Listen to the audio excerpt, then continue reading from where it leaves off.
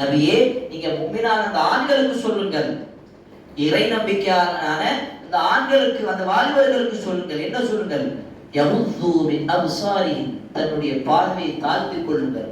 முன்னாடி ஒரு பெண்மணி உட்கார்ந்து இருக்காங்க, முன்னாடி ஒரு பெண்மணி போறாங்க, அல்லது போன்ல பார்த்துட்டு இருக்கீங்க, திடீர்னு ஒரு பெண்மணி வராங்க, அல்லது டிவியில பார்த்துட்டு இருக்கீங்க, ரோட்ல போயிட்டு இருக்கீங்க, ட்ரெயின்ல போயிட்டு இருக்கீங்க, காலேஜ்ல இருக்கீங்க, எந்த இடத்துல இருந்தாலும் சரி, ஒரு பெண்மணி வந்துட்டு என்ன செய்யணும்? ஒரு முஃமினுடைய அடையாளம் என்ன? அவருடைய பழக்கம் எப்படி இருக்கிறது? தன்னுடைய பார்வையை தாழ்த்திக் கொள்ள வேண்டும். யகுது மின் அப்சாரிஹிம். இதனுடைய பலன் என்ன கிடைக்கும் தெரியுமா? வஹ்ஃபது ஃபுரூஜஹும், உங்களுடைய கற்பை நீங்கள் பாதுகாத்துக் கொள்ளுங்கள்.